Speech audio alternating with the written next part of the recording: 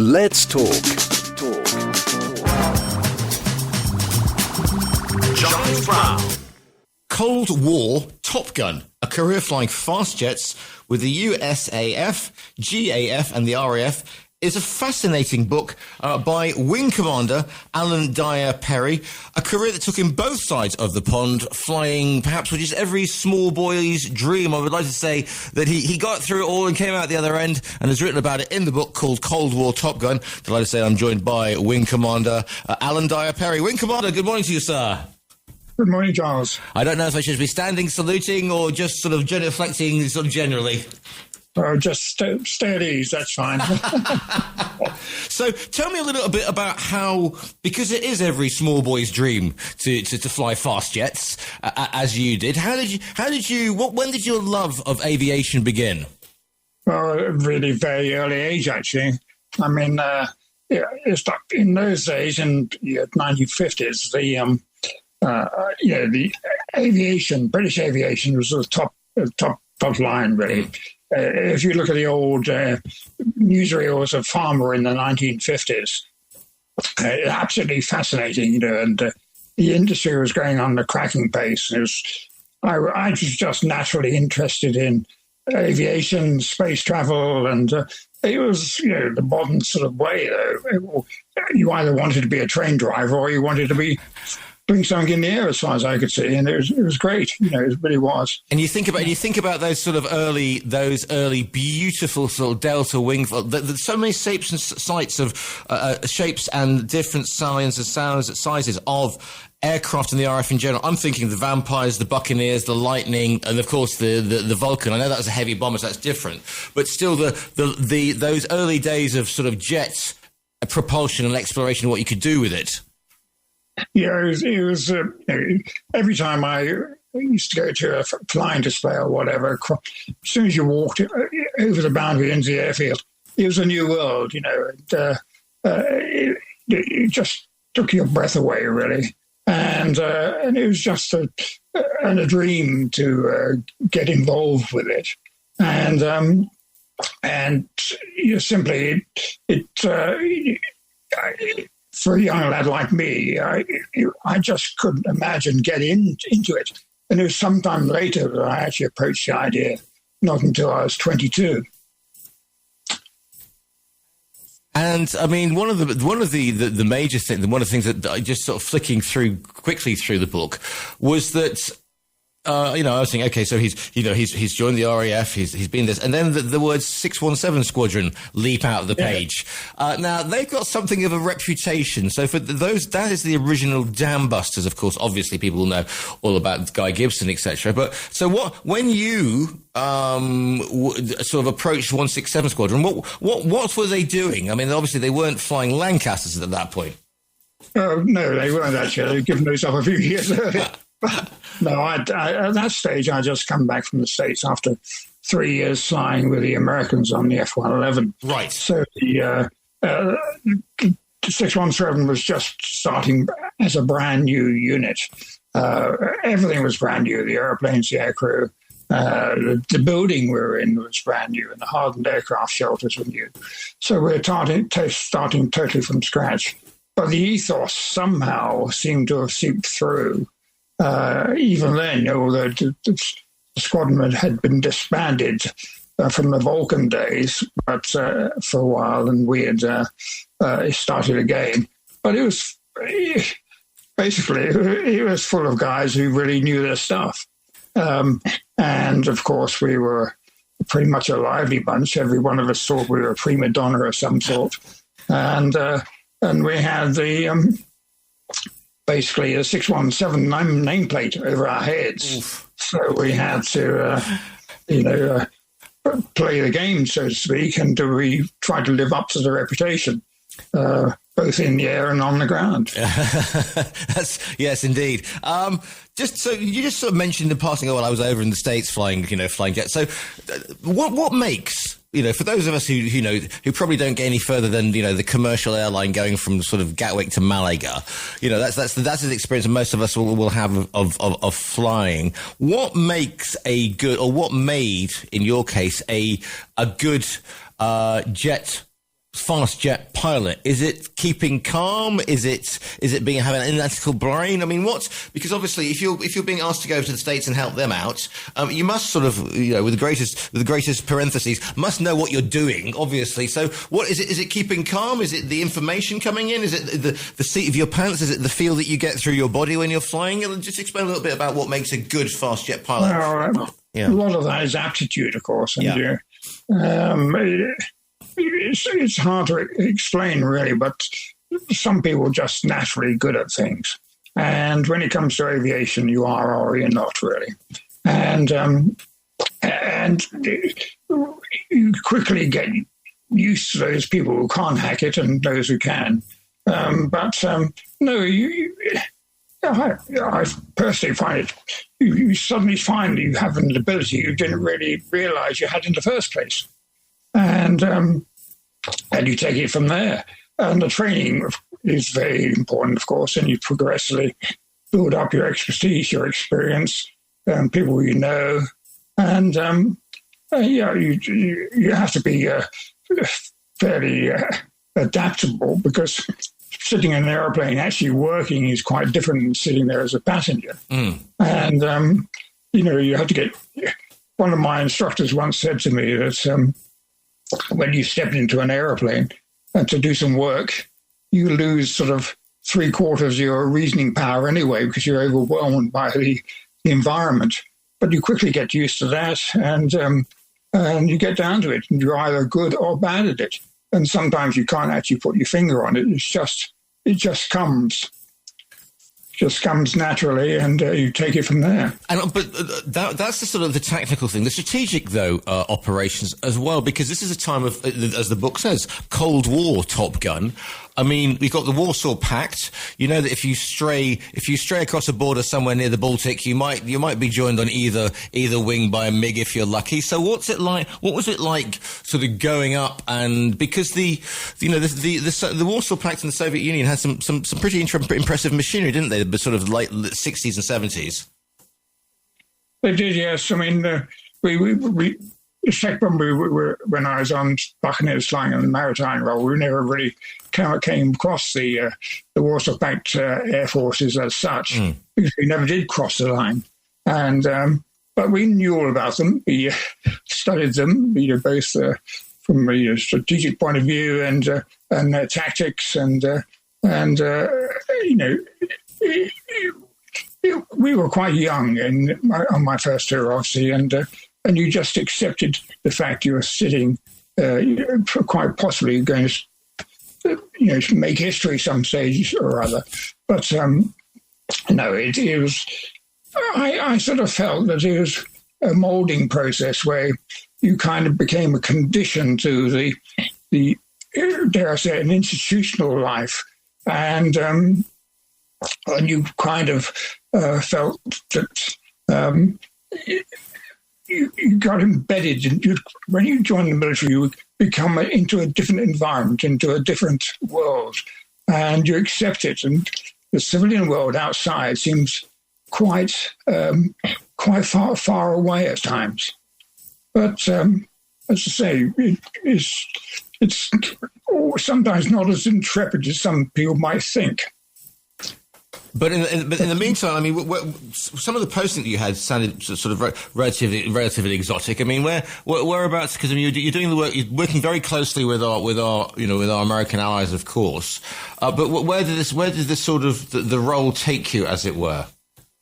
Well, if you look at the career overall, I mean, there's something like 6 tours in Germany and 1 in the United States, and of course flying with the Americans and the German Air Force, which was a stroke of luck.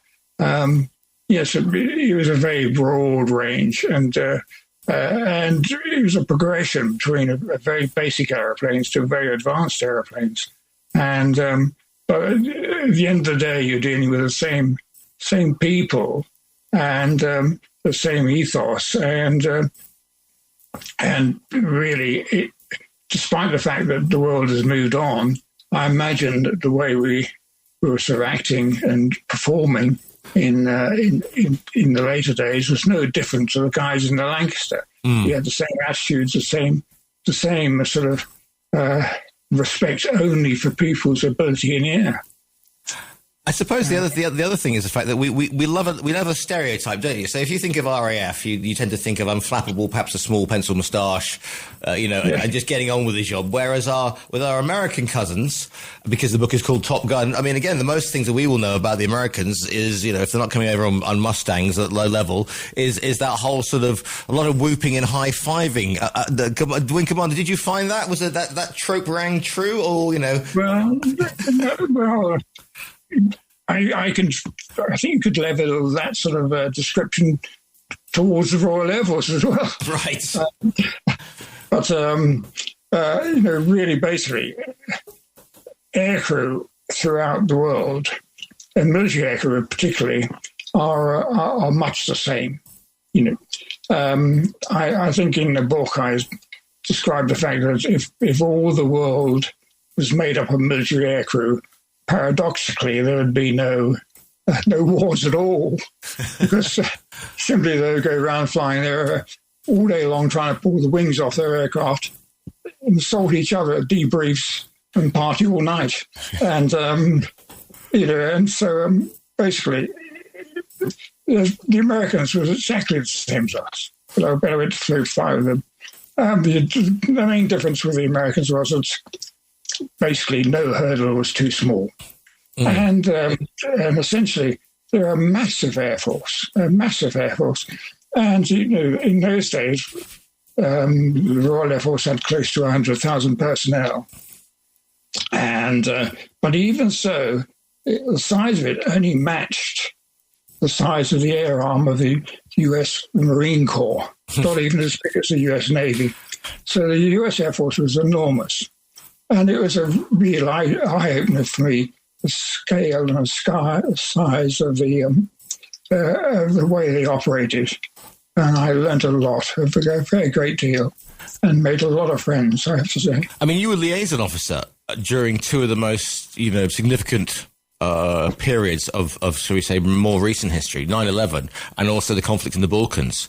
The both presumably have to, because again, 9/11, we all remember the shock and horror that we felt that day, and there's no civilian sort of saw that one coming. And the Balkan campaign, I've interviewed Colonel Bob Stewart, for example. I mean, that campaign was the shock of having a war in Europe on European soil that we hadn't seen since 45. Yes, I mean, both those things were terribly alarming, and all, from our perspective today, seem like just stepping stones to somewhere else.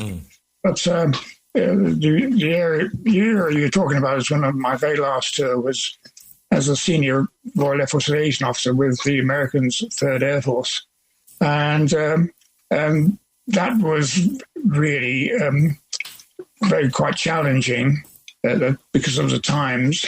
But it also, for me, it was a very, very logical step, having worked with the Americans, flown with them for 3 years. But then again, I was desperately impressed, actually, by the Americans in the headquarters, the way they tackle these problems, and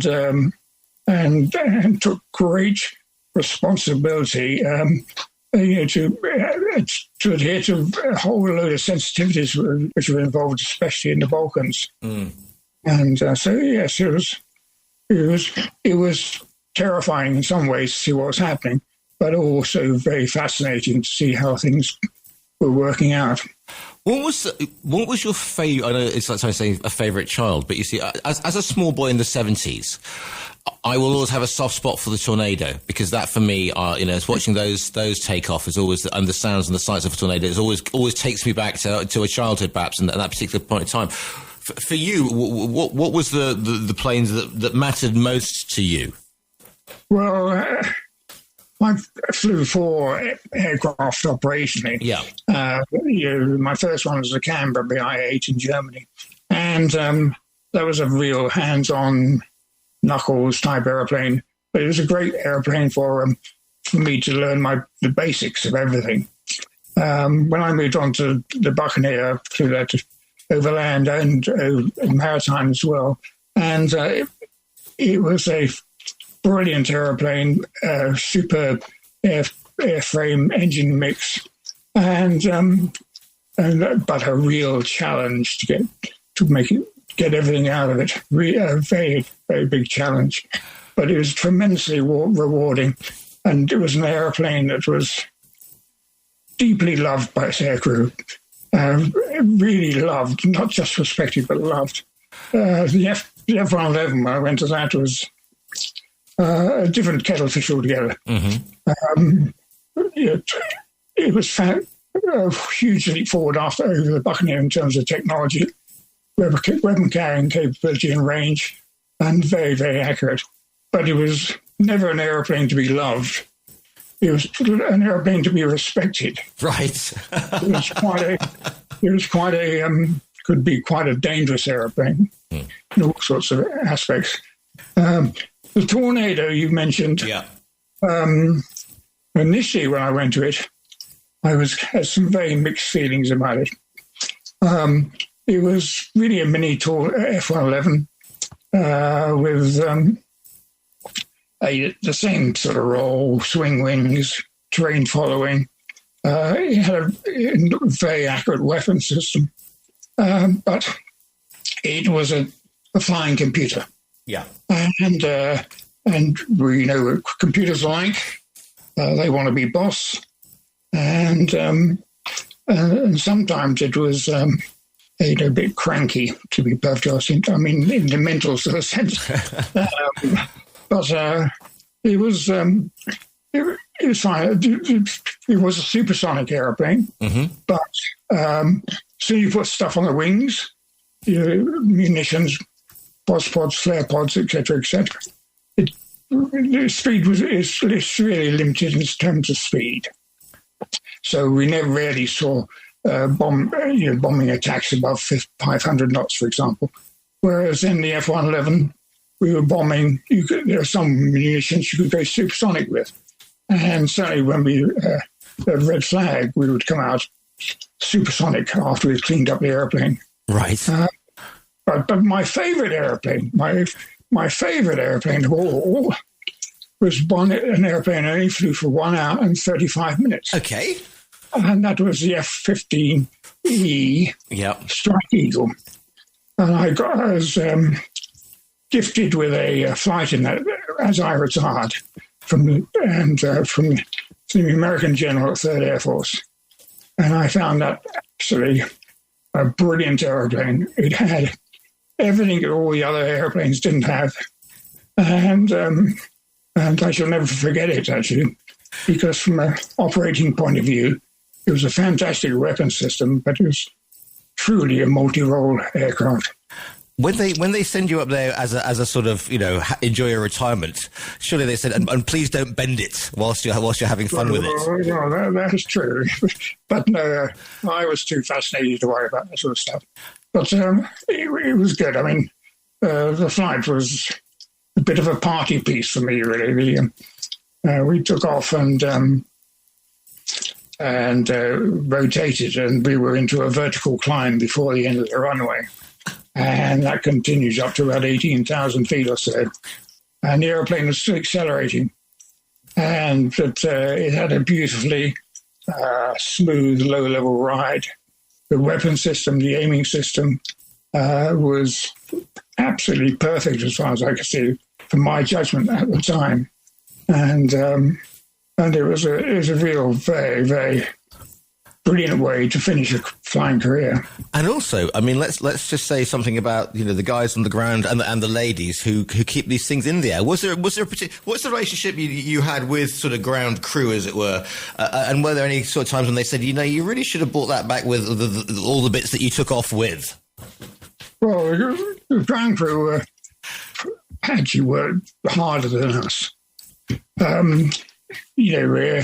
We put it was often very, very hard work, and you had long days and so on. But the ground crew were there long before us at the airplanes. They had the airplanes, fixing them after we had broken them, and for a long time. And if we went on detachments, for example, They went a day or two before us and came back a day or two after us. They had families, children, and everything else, as we did. And, they had to put up with a lot. And they were very often, we'd go out the airplane, we'd be pouring with rain or freezing cold or whatever. And we would stumble up there, go up the ladder, sit in the cockpit, get all the systems up and running and off and into a nice, cozy, air-conditioned cockpit. And they were left on the tarmac, sorting the stuff out in the freezing rain. And they'd been there, an hour or so before us. So I always felt for them very much. This might seem like a silly question, Wing Commander, but if you are up there, in a Buccaneer, in whatever, as dawn breaks and it's almost the curvature of the Earth situation, and you have this feeling like the feeling of flying that most of us will never get because we sit in the back of a commercial airliner. I mean, is that one of the memories that sticks with you? I mean, apart from sort of like flying low level and whatever, that feeling of being, and I'm not going to get all hippy dippy and spiritual, Wing Commander, but you get, you are if you're up there and you are the master of what you're controlling, and the whole world is beneath you. That must be an incredible feeling as dawn breaks or as dusk sets. Well, you've hit the nail on the head, really. I mean, a lot of the time you're so busy. Not to take into account the magnificence of the Earth, really, and the sights and the stuff you see. But every now and again, that you've really noticed it.